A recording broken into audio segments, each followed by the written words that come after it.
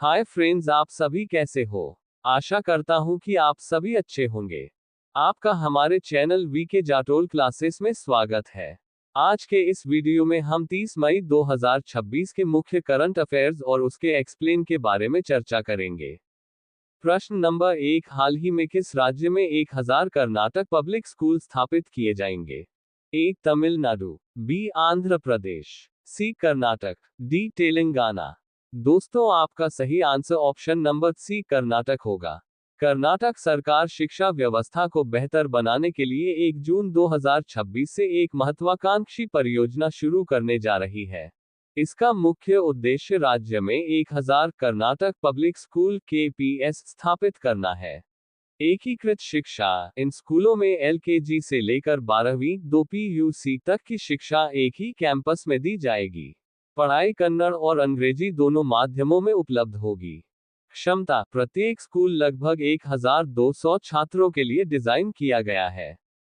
Budget और वित्तपोषण, इस परियोजना पर 3 वर्षों में कुल 3900 करोड़ रुपए का खर्च आएगा। इसके लिए एशियाई विकास बैंक, कल्याण कर्नाटक क्षेत्रीय विकास बोर्ड और कर्नाटक खनन पर्यावरण पुनर्स्थापन निगम से फंड जुटाया जाएगा।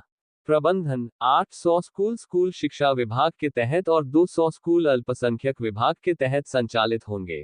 कौशल विकास और तकनीक, 2026-27 शैक्षणिक सत्र से कक्षा 6 से 8 के छात्रों के लिए कौशल शिक्षा स्किल एजुकेशन शुरू की जाएगी। साथ ही सरकारी स्कूलों में छात्रों के लिए होलिस्टिक डिजिटल रिपोर्ट कार्ड पेश किए जाएंगे, जिसमें पढ़ाई के साथ साथ उनके समग्र विकास का डेटा भी होगा। प्रश्न नंबर 2, हाल ही में विश्व के 100 सबसे गर्म शहरों में भारत के कितने शहर शामिल हैं? ए 75, बी 82, सी 97, डी 100। दोस्तों, आपका सही आंसर ऑप्शन नंबर सी 97 होगा।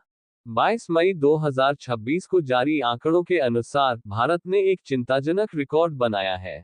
भीषण गर्मी की चपेट में आए उत्तर, मध्य और पूर्वी भारत के शहरों का असर यह रहा कि दुनिया के 100 सबसे गर्म शहरों की सूची में 97 शहर अकेले भारत के हैं। तापमान, ओडिशा के बलांगीर और बिहार के सासाराम में तापमान 48 डिग्री सेल्सियस तक पहुंच गया, जबकि वाराणसी, उत्तर प्रदेश में 47 डिग्री सेल्सियस दर्ज किया गया। कारण, मौसम विभाग आईएमडी के अनुसार प्री मानसून के दौरान अप्रैल से जून तक चलने वाली लू हीट वेव के कारण तापमान सामान्य से काफी ऊपर बना हुआ है। कम नमी 6 से 8% और उच्च तापमान मिलकर लोगों में डिहाइड्रेशन और हीट स्ट्रोक का खतरा बढ़ा रहे हैं। स्वास्थ्य प्रभाव, आंध्र प्रदेश में मार्च से मई के बीच सैकड़ों संदिग्ध हीट स्ट्रोक के मामले सामने आए हैं। अस्पतालों में लू और डिहाइड्रेशन से प्रभावित मरीजों की संख्या में बढ़ोतरी देखी गई है। प्रश्न नंबर 3, अंतरिक्ष विभाग ने किन राज्यों में नई अंतरिक्ष सुविधाओं को मंजूरी दी है? ए महाराष्ट्र और कर्नाटक, बी तमिलनाडु और गुजरात, सी राजस्थान और पंजाब, डी ओडिशा और बिहार। दोस्तों, आपका सही answer option number B Tamil Nadu और गुजरात होगा। हाल ही में अंतरिक्ष विभाग डिपार्टमेंट ऑफ स्पेस ने गुजरात और तमिलनाडु में नई कॉमन टेक्निकल फैसिलिटीज बनाने को मंजूरी दी है। इस कदम का उद्देश्य भारत के निजी अंतरिक्ष निर्माण स्पेस मैन्युफैक्चरिंग इकोसिस्टम को बढ़ावा देना है। गुजरात, अहमदाबाद खोरज में एक स्पेस मैन्युफैक्चरिंग पार्क बनेगा, जो मुख्य रूप से अंतरिक्ष यान और पेलोड सिस्टम के निर्माण और टेस्टिंग पर केंद्रित होगा। तमिलनाडु थूथुकुडी में एक स्पेस व्हीकल्स क्लस्टर विकसित किया जाएगा। ये जगह कुलशिखरपट्टनम में बन रहे नए छोटे रॉकेट लॉन्च कॉम्प्लेक्स के पास है, जहां रॉकेट सिस्टम के निर्माण और टेस्टिंग की सुविधा होगी। मॉडल, इन सुविधाओं को इन स्पेस के सहयोग से तैयार किया जा रहा है।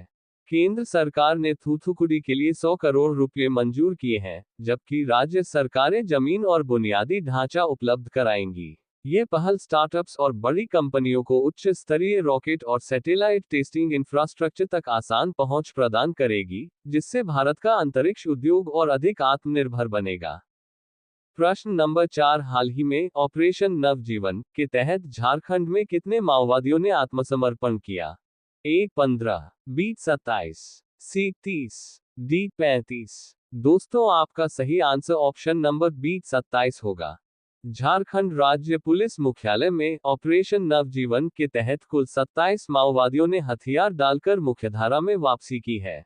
कौन शामिल हैं? आत्मसमर्पण करने वालों में भाकपा माओवादी सारंडा क्षेत्र के 25 और जेजेएमपी गुमला सिमडेगा के 2 माओवादी शामिल हैं। इनामी नक्सली, इनमें 28 लाख रुपए के कुल इनामी माओवादी शामिल हैं, जिनमें कई सब जोनल और एरिया कमांडर हैं। हथियार और गोला बारूद, इन नक्सलियों ने 16 घातक हथियारों और लगभग 3000 कारतूसों के साथ सरेंडर किया है। सफलता का कारण, ये सफलता पुलिस की लगातार दबिश और माओवादियों के परिवारों को प्रेरित करने की नीति का परिणाम है। चाईबासा पुलिस की अहम भूमिका रही है, जिसने माओवादियों के सामने हिंसा छोड़ो या मुख्यधारा में आओ का विकल्प रखा। वर्ष 2026 में अब तक झारखंड में 56 माओवादियों ने आत्मसमर्पण किया है, जबकि 22 मारे गए हैं। पुलिस का मानना है कि यह राज्य को माओवादी मुक्त बनाने की दिशा में एक बड़ा कदम है। प्रश्न नंबर 5, भारत किस देश का दूसरा सबसे बड़ा व्यापारिक साझेदार बना है? A. Nepal, B. Sri Lanka, C. Bangladesh, D. Bhutan. दोस्तों, आपका सही answer option number C Bangladesh होगा।